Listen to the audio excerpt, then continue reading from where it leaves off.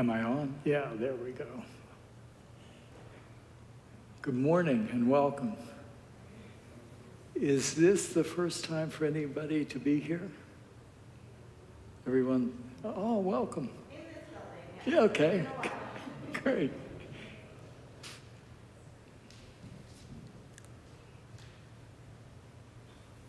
So welcome to everyone this morning. It's a beautiful morning. I started out from Zanesville, and it was cloudy and cold. It's still cold, but it's nice and beautiful out today. Parking lots filled, lots of people here. All good things.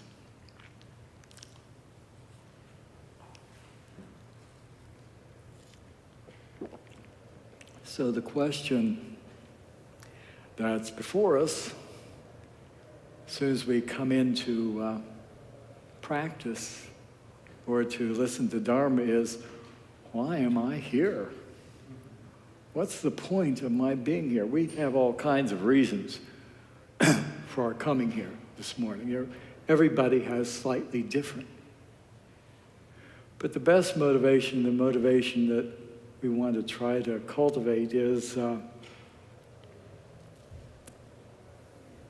we're here for all the people that we love, all the people that we know, and even the people we don't know, for all people, because why? All beings suffer, right? Do you know anyone that doesn't? And so we're motivated by the idea that maybe somehow or another, through my growing up, my maturing, we call it Buddhahood, by my attaining Buddhahood, that I'm going to be able to help those suffering beings as well as myself. So we're here for that.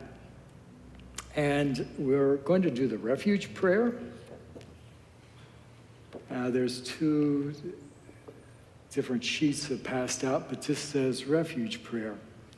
And what this is something we say every time we do practice. And it's basically we're looking ahead to the point where we are actually awakened. And we recollect all beings and their suffering, and thinking that if I can grow up, if I can mature, if I can become a Buddha, I'm going to be able to help them. In the meantime, I'm going to maintain this aspiration that if I could, I would. So let's read this together 3 times, and we'll read it in English. In the Buddha, the Dharma, and the assembly most excellent, I take refuge until I reach enlightenment. By the merit of generosity and other good deeds, may I achieve enlightenment for the sake of all beings. In the Buddha, the Dharma, and the assembly most excellent, I take refuge until I reach enlightenment. By the merit of generosity and other good deeds, may I achieve enlightenment for the sake of all beings. In the Buddha, the Dharma, and the assembly most excellent, I take refuge until I reach enlightenment. By the merit of generosity and other good deeds, may I achieve enlightenment for the sake of all beings.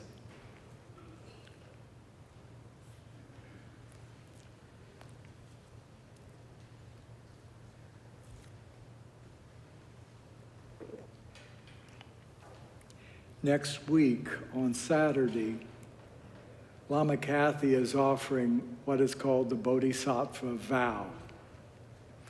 And if you have taken refuge, which is the one requirement, if you've taken refuge, you're more than welcome. And in fact, I would invite you to come next Saturday from 10 to 12:30 and receive that vow, the Bodhisattva vow.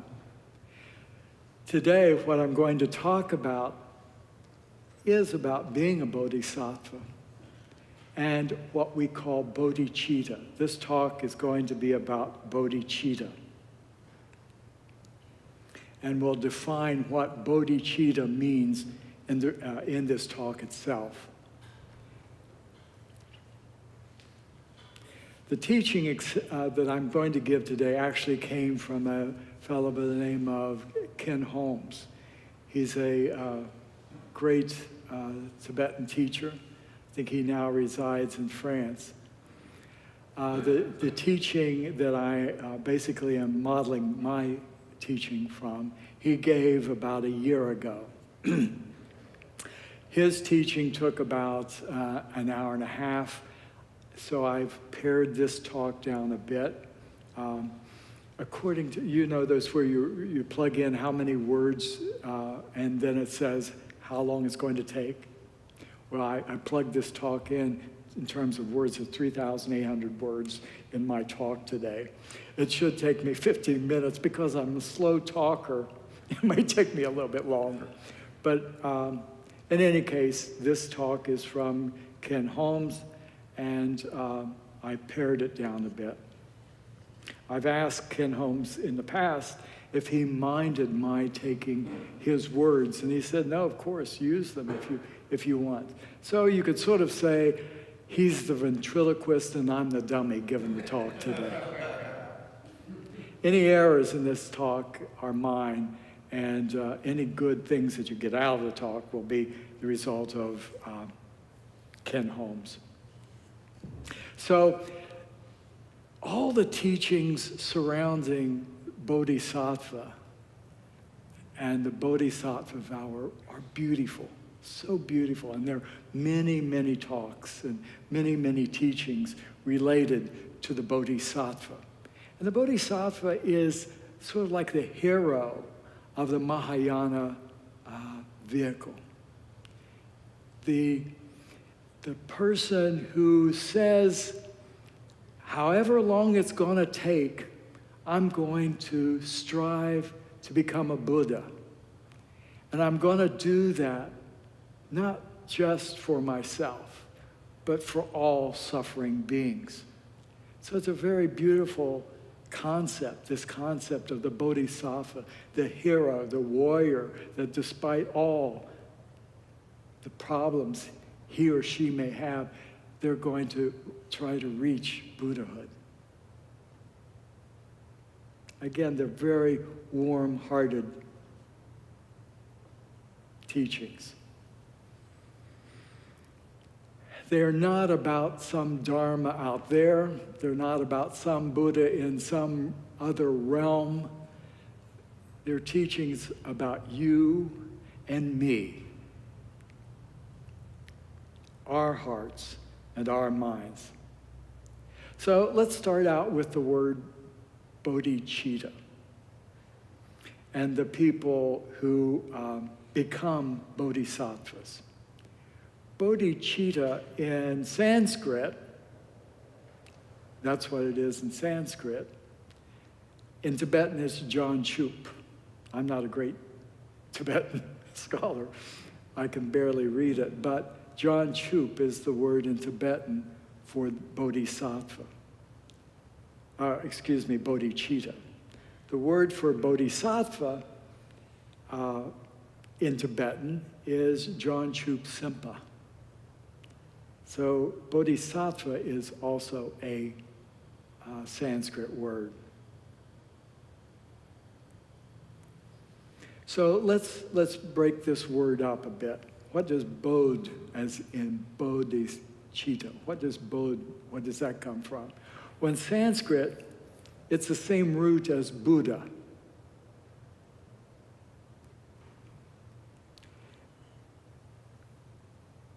And the Tibetans translate Buddha as Sanjay or Sangye. And Sanjay contains two words, Sang, which means awakened, and Ge, which means fully bloomed. So what does waking up mean in the word Sang? What does that mean to wake up? When we're asleep, we're unconscious, right? We're sort of involved in a dream state. Waking up, in this case, is like a quantum leap from sleep. So the Buddha was the one who woke up from illusions, all the illusions that make up existence. Here's another way to look at it. The Buddha woke up from the hypnotic power of the 6 consciousnesses. The consciousness, eye consciousness, hearing, all those consciousness. He woke up. And he transformed them all into primordial wisdom. The play of consciousness, like the eye consciousness or the ear consciousness, etc., is like the state of being asleep.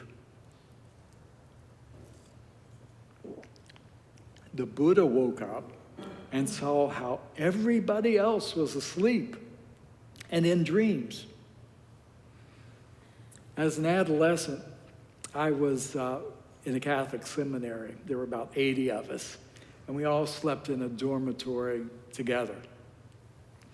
And every once in a while, I'd wake up from my sleep, I'd look around, I'd see everybody else sleeping, unconscious, in their dreams or in their nightmares, whatever they were. And that's sort of like what it is with the Buddha. He woke up, he looked around, and he saw everybody sleeping in their dreams, in their nightmares. And he vowed to wake everybody up. The second part of the Tibetan word sanjay, and in the Sanskrit it's bodh, is gay or jay. Depends upon whether you want a hard G or a soft G there. And the second meaning is to become fully blossomed. I was in Kentucky this weekend and I saw daffodils. They're starting to bloom. They're starting to bloom around here, actually, some places. But it's the idea of becoming fully open, fully bloomed. And we're going to be seeing that around here a lot in the next couple of weeks, flowers blooming. So the second meaning of the word bodh, or sanjay in Tibetan, is that all the qualities of the mind fully bloom, fully blossom. And in that state, the mind could not be more peaceful, more profoundly wise. Love couldn't be deeper. And the power to help other beings could not be more fruitful. Everything's reached its fullness. That's what a Buddha is. Sang, awake, jay or gay, blossomed, fully blossomed. So that's the first part of bodhicitta. We can put these two ideas of fully bloomed and awakened together and basically say, awake and fully bloomed.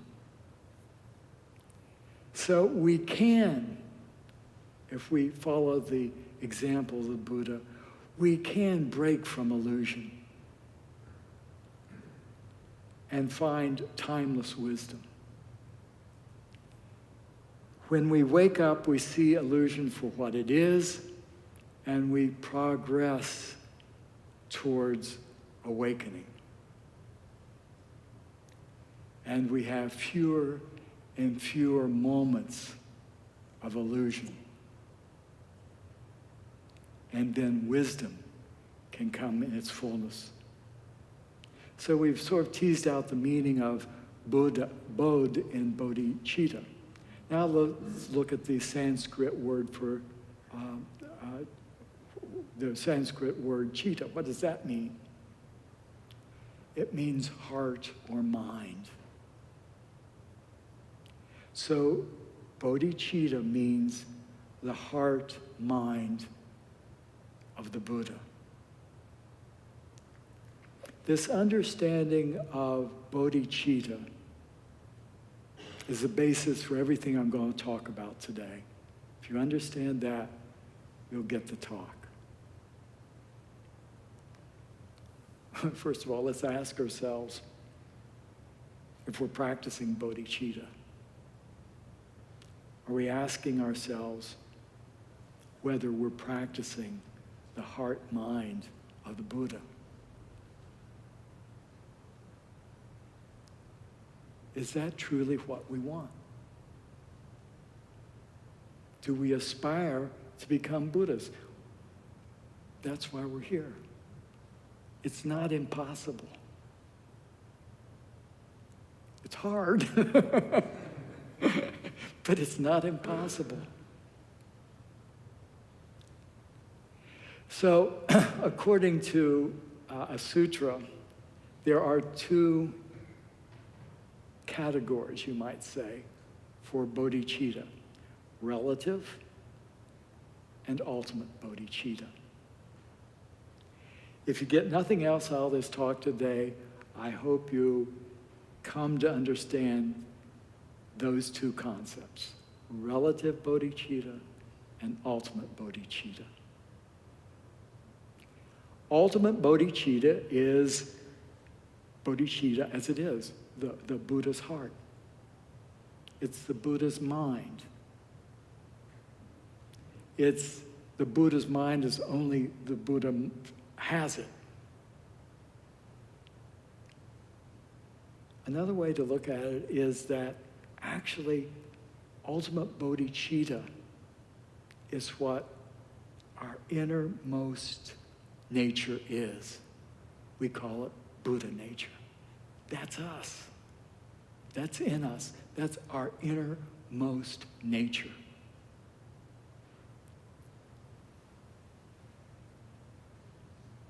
It's what you really are in the awakened state. In Sanskrit, they say param gate, gate, gate, param gate, soha, which means totally gone beyond. So that's ultimate bodhicitta. Now let's look at relative bodhicitta. In Tibet, they say it's konsop when they refer to relative bodhicitta. And you know what that means? Totally fake.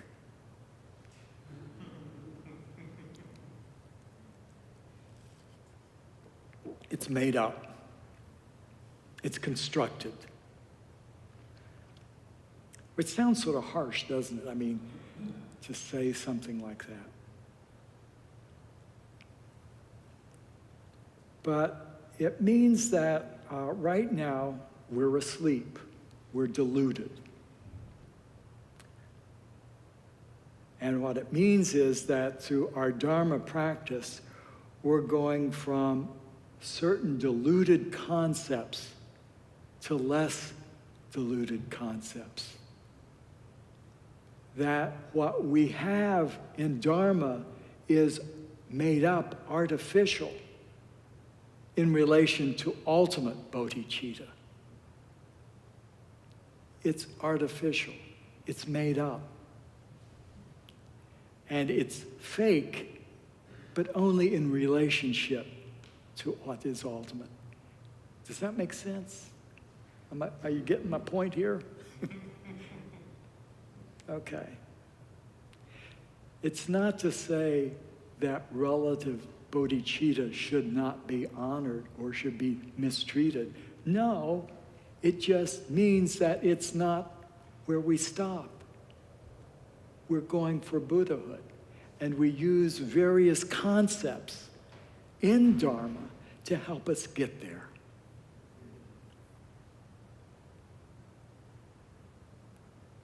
It's like they get us from A to B to C, on down, finally gets us ultimately to absolute bodhicitta, to Buddhahood. So Dharma, with all of its artifice of thoughts and feelings, is relative. Another way to look at the relative is, it is what you need at any given stage of your development. But at a higher stage, you can dispose of what you've learned at a lower stage. That's why we really need good teachers to help us to identify where we are and take those teachings that are necessary for us at the stage we are. Otherwise, we'll get confused. So all Dharma, all the time, is not relevant to you at any given time.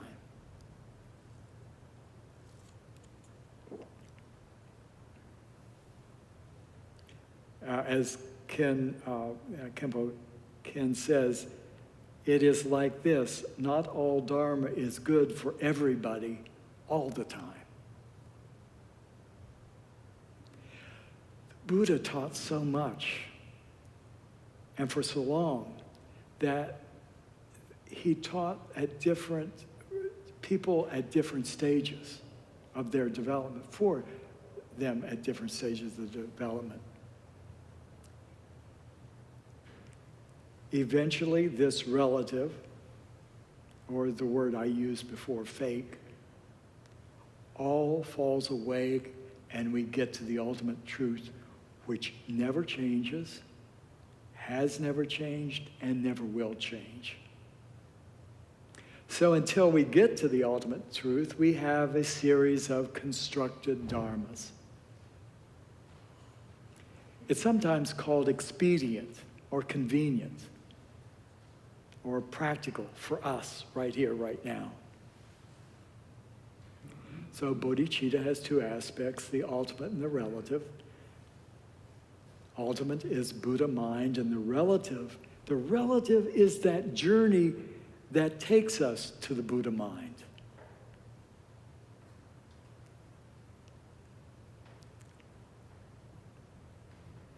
So I'm going to talk a little bit about historical perspective here, and I'll try not to talk about it too long. I don't want to bore you. But basically, the Bodhisattva teachings come to us in two sources. Of course, all of them go back to the Buddha, but basically there are two sources. What the Buddha taught, subsequent teachers have brought out the clarity of those teachings or the more clear intent of them. And two of those teachers are Nagarjuna and Asanga. So the Bodhisattva teachings come in those two streams. Nagarjuna lived in the 2nd century of this common era, approximately. And he described bodhicitta as we've just explained it. We start out totally deluded, and through the relative, we are led to the ultimate. Nagarjuna compared ultimate bodhicitta to the final destination, where we go, and relative bodhicitta as the road to get there. This second stream we talk about from Asanga, his teachings, he described bodhicitta in terms of commitment. In a very real sense, Asanga found the key to our understanding of bodhicitta and the bodhisattva. According to Asanga, relative bodhicitta, we're breaking it down further, relative bodhicitta could be seen in two aspects. The first aspect is commitment to the result, the commitment to ultimate bodhicitta, to Buddha mind. And he called that aspirational. We long to be a Buddha.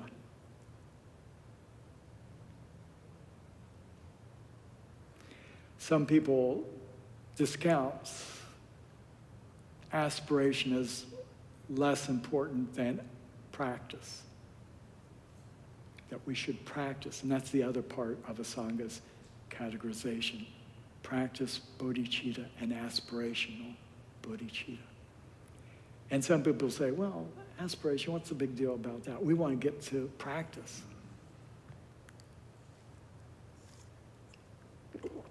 It's sometimes a little hard to practice.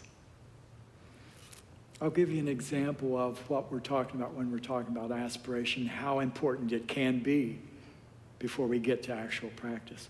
About 20 years ago, I smoked 2 packs of cigarettes every day. I knew that was going to cause me problems. It's horrible. But I couldn't stop. But every day, and I don't know how long this took me, but almost every day I said, today's the day. I aspire not to smoke. And every day I go buy a pack of cigarettes, smoke a couple out of them, and tear the pack up and throw it away. I got out of that habit, and then I started bumming off of people. But all during this period of time that I was still smoking and didn't want to, I had the aspiration. I don't want to do this behavior. I want to stop. But I did not yet have the commitment. But that aspiration eventually got me to the point that one day I quit. Haven't smoked one cigarette in 20 years. Now, to someone on the outside looking at me, say, well, all of a sudden he just quit like that. But that's not the way it was with me. It took a couple of years of aspiring to get to the point that I was committed to actually being a non-smoker. Okay, so let's come back to bodhicitta. I want to be a Buddha. I really want to help people. I want to do the right thing. And I say that in the morning. And by evening, I look and I see what I've done. Being a Buddha means regarding others as more important as yourself, or at least as important as yourself. And here I am making decisions every day that are basically for my self-interest. And sometimes in that, doing that, I've actually hurt people. But, oh my, I really do want to be a Buddha. So this aspiration is really important. And next Saturday, Lama Kathy is giving this vow. And for some of us who will attend that, it will still be an aspiration. It will be not that I will actually practice being. I will try. I will get up every day and I'll say, today is the day I'm going to put other people ahead of my own welfare. Today's the day. And when I fail, I get up the next day and I make the same vow. I'll try again. So, to bring this all to a conclusion here, in terms of aspiration, it's absolutely necessary. It's absolutely necessary to the vow of a bodhisattva, of achieving bodhicitta. It's one of the aspects of bodhicitta. And that's where we start.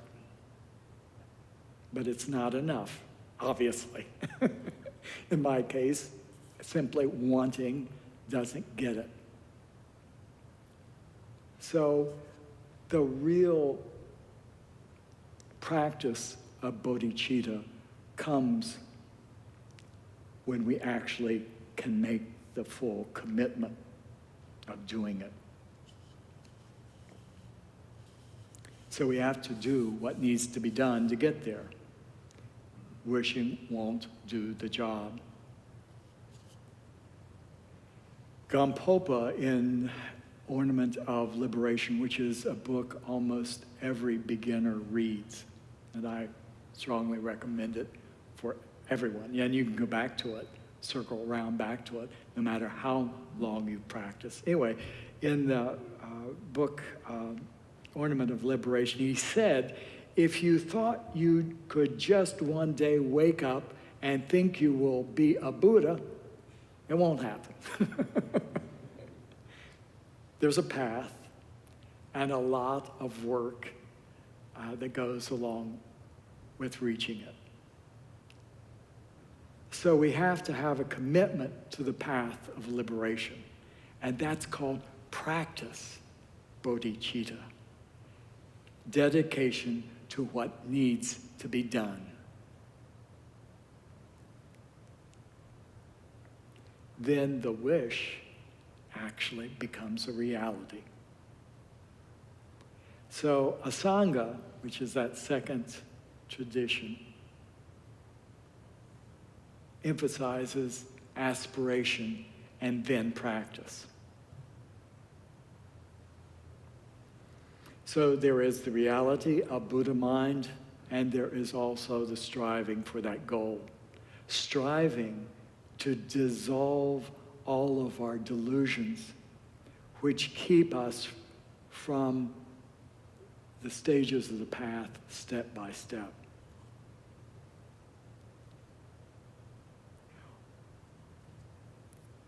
And at some point, a beautiful point to reach, at some point we don't vacillate.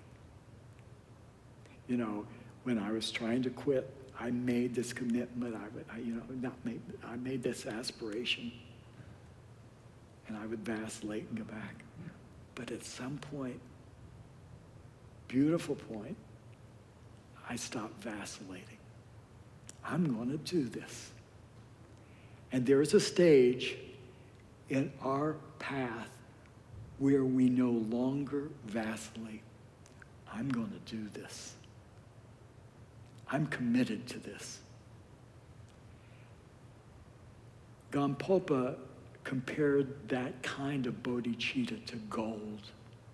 It's uncorrupted, it lasts, it's complete.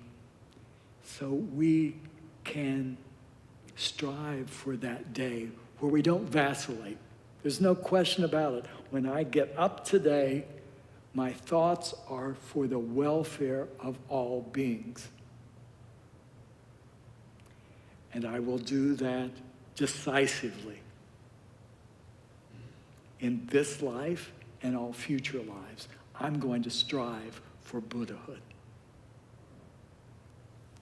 And everything else I do or say will be insignificant to that greater goal. But the most important thing to remember here right now is that it is a process, and it is gradual, and it takes endurance, it takes perseverance.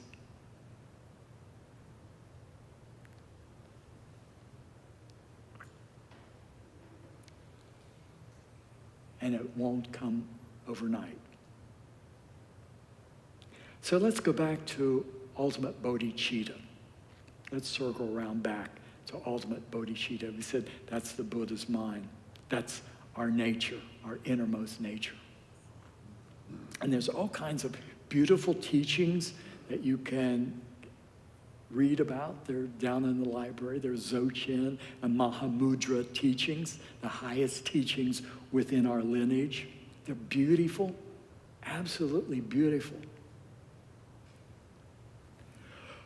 But if you try to read them without really starting from the beginning, they're just intellectual stuff.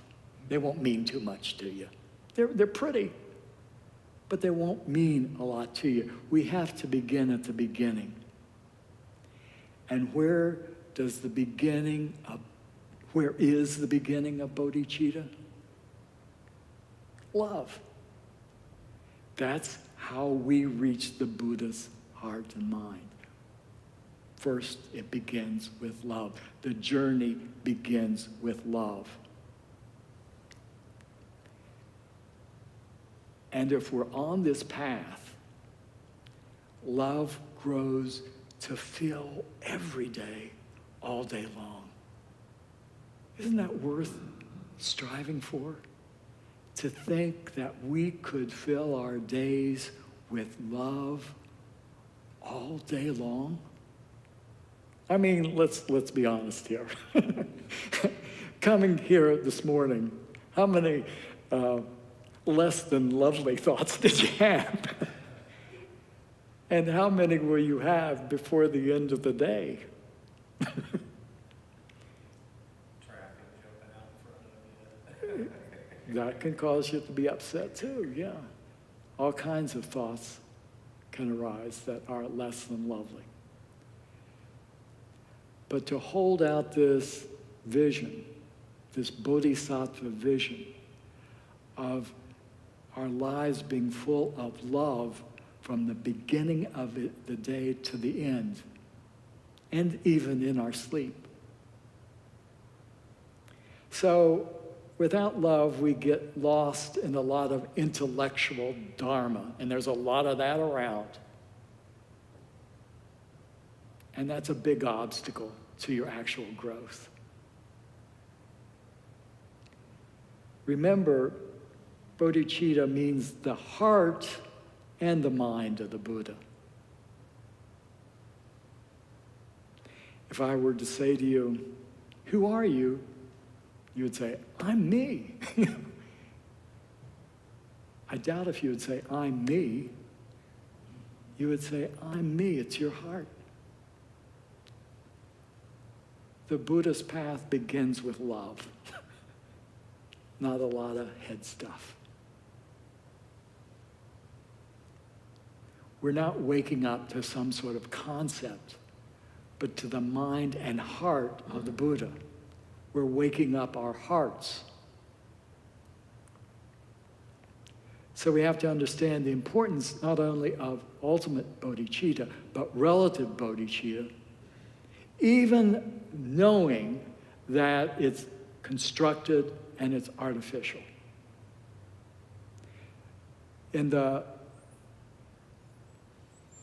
You will see that frequently. We do deity practices. That involves creating a world within our mind, which, by the way, is probably more real than the actual delusion out here in everyday life, but it's still what we create in our minds.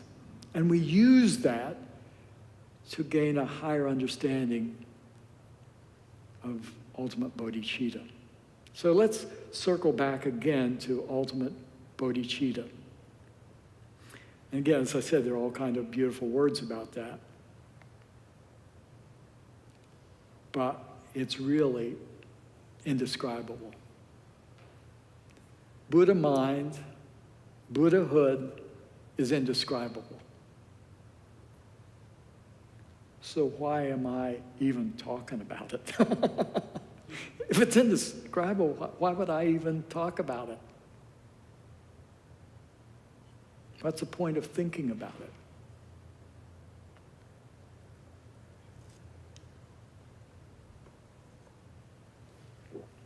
Well, we talk about it and we think about it to give ourselves a clue of what it might be like, knowing it's still words.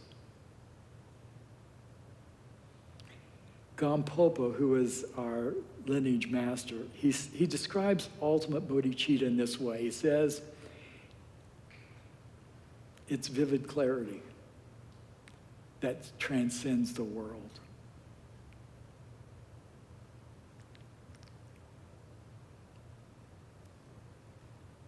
This vivid clarity transcends goes beyond the 8 consciousnesses. And it's without conceptual elaboration. It's without concept. It's without sets of words that are in our head. What does vivid clarity mean? It means unlimited. The opposite of clarity is blocked. Right now we're in 4 walls, right? And a window. But we're basically confined within 4 walls. Our view is obstructed.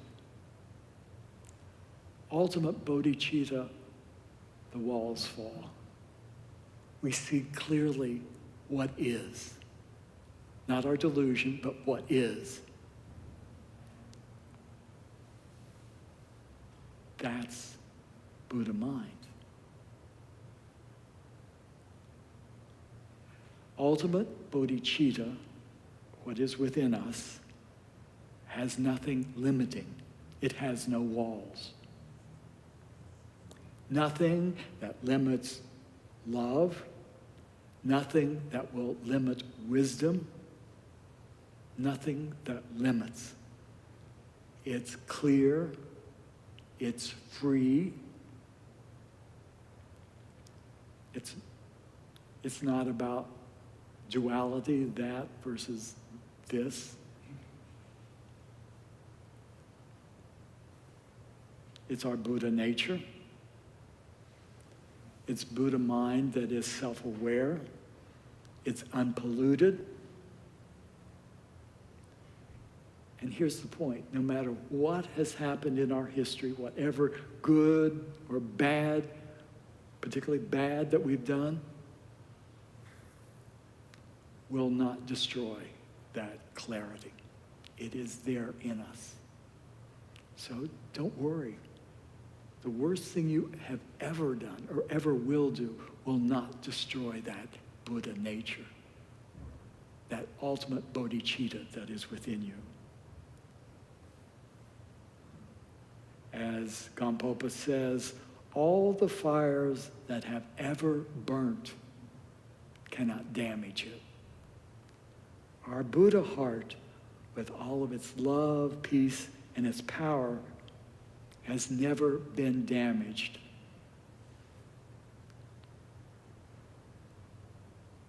Whatever those deeds are, they are like nightmares. They're like dreams. So the Buddha mind is unpolluted. It is unwavering. It does not have a moment of this or that. It is timeless. It's without a past or a future, and it's totally stable. There's a often quoted line that's an analogy to this Buddha mind, as it is an unwavering flame that burns in a summer's night. Our Buddha nature is like a flame, unwavering,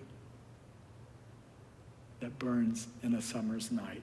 It's luminous, and it illuminates everything around it. That's the image. That's the image of our Buddha nature. So the question we ask ourselves, if I think we have reached Buddhahood, is our minds clear? Are they unlimited? Are they unpolluted? Are they vacillating? Are they like a flame in the summer's night? I can answer that question for myself. No. But that's what we're striving for. Ultimate bodhicitta, it's impossible to say anything except to mouth words of our great masters. We're striving for it, and we can get clues to it. And we do practices that get us closer to it. And we meditate.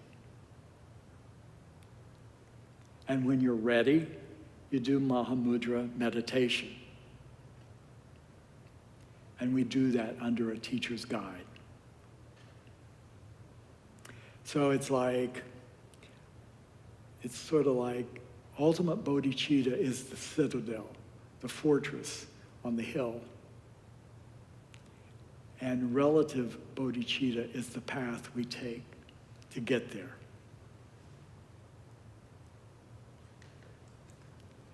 We say this prayer often.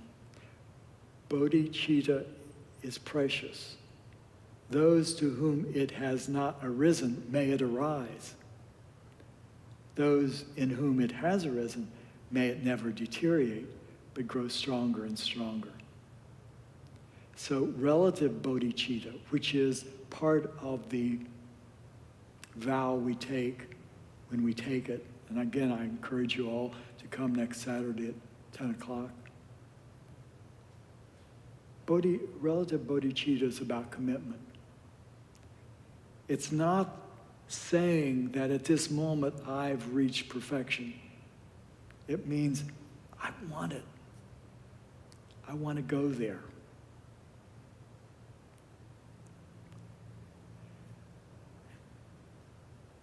And we are working towards what is literally a sea change in our normal view.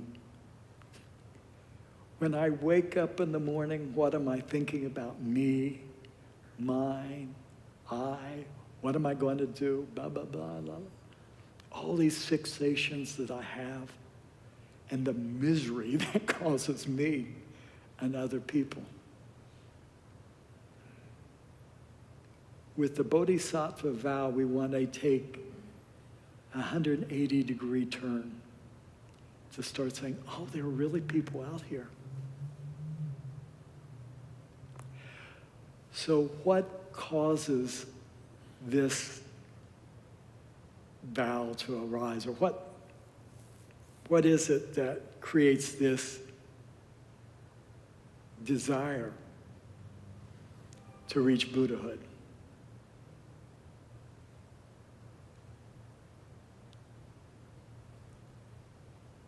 Well, it comes from compassion. That's clearly the teaching of all of our teachers. It begins with compassion. There is so much suffering in this world. Does anyone doubt that?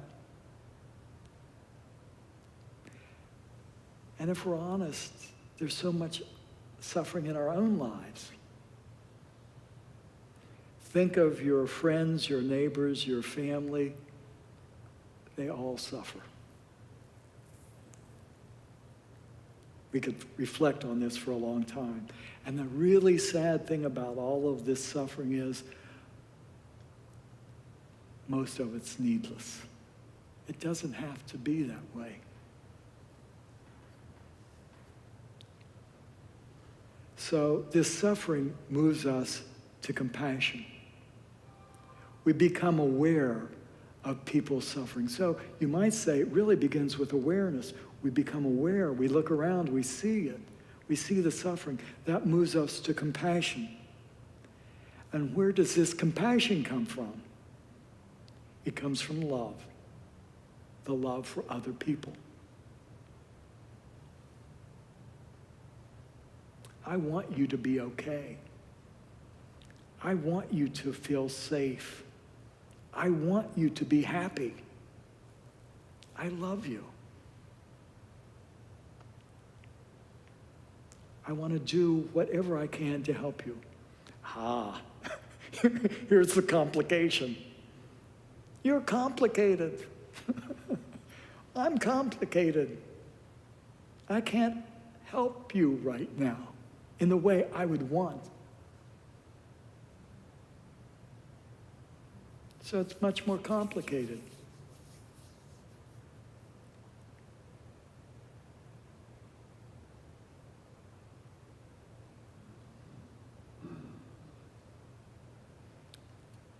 So the first step is simply becoming aware of suffering.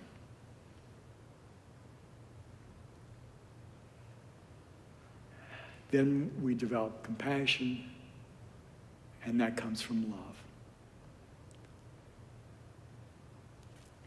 This awareness of suffering is really important in the Buddhist path.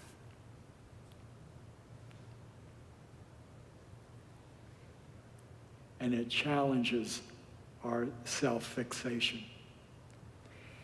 He's not here right now, but a friend of mine, Chris, he owns a restaurant down in Athens, and this crow with a broken wing wound up on his restaurant's in the entrance of the restaurant.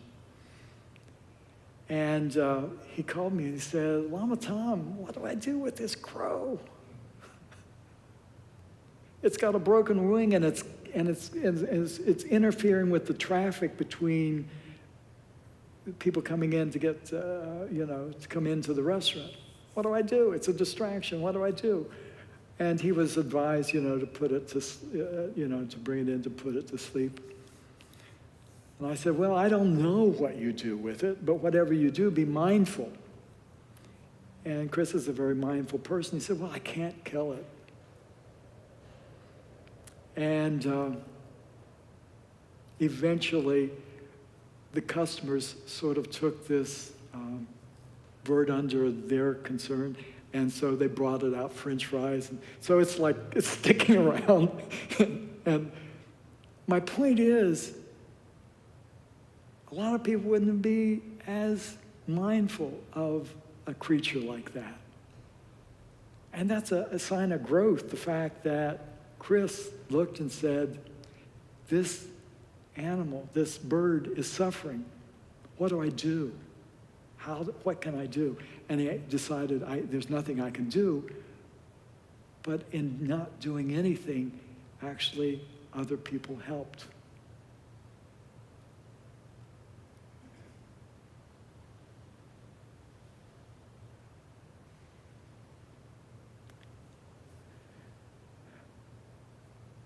But oftentimes we don't know exactly what to do, right? Or we can do the obvious things. If you need food, I can offer food. If you need clothing, I can offer. If you need a hug, I'm here to help. But it's much more complicated than that. We're much more complicated than that. So I can give you food, I can give you clothing, I can give you all kinds of material things. But here's the rub, and you all know this. Even people with lots of resources are unhappy, right? Rich people are unhappy too. So what's the point here? The point is, ultimately, the only thing that is going to give us lasting happiness, true lasting happiness, is Dharma. And the only way I'm going to be able to give Dharma is by myself following the path of Dharma. And until I have really incorporated into my being Dharma, I'm only going to be somewhat superficially helpful to anybody. So that's the work we have. And the interesting thing about Dharma is being able to give it, it becomes sustainable on the other person's part. I give you something, the tools you can use to liberate yourself. So it's through Dharma that we can sustain other people in their happiness. Help them to do that. The interesting thing about bodhicitta is that as I am working to help myself, I can also help you. And it's also interesting to note that helping others doesn't diminish myself. I actually grow as a result of helping you. And the other part to it is that my growing does not diminish you. You will grow as a result of my being able to wisely and maturely help you. So there's no contradiction here between my working on myself and giving myself time to grow and to mature and my helping you. There's no contradiction. We can and should do both.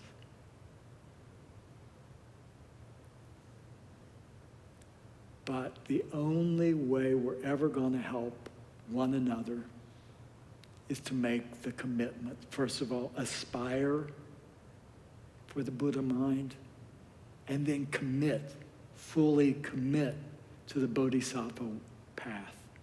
The path of, I will reach Buddhahood for the sake of all beings. And that's a big deal. The Bodhisattva vow is a big deal.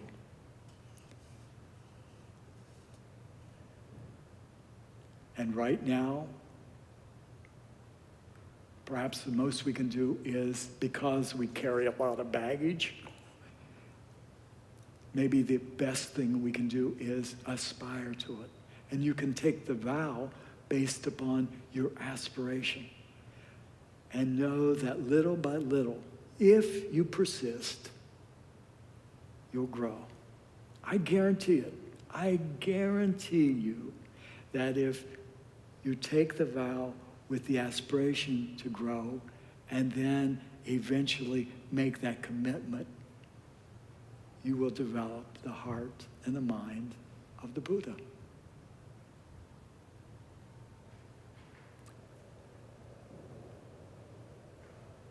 So let's just take a minute to take this in. So relax. You don't have to get all uptight. Sometimes when you say meditate, people say, just relax. Take some deep breaths.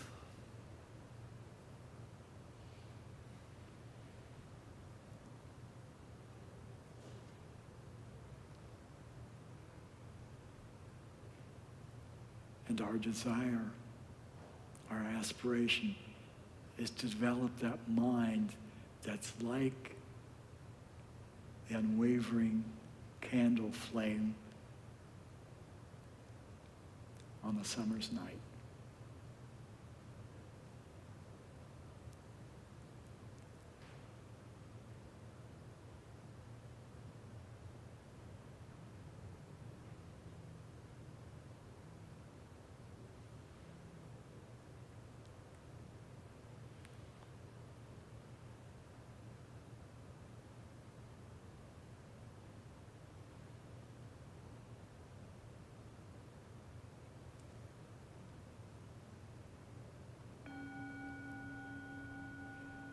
So I, unfortunately, went longer than I thought, so we won't have time for questions.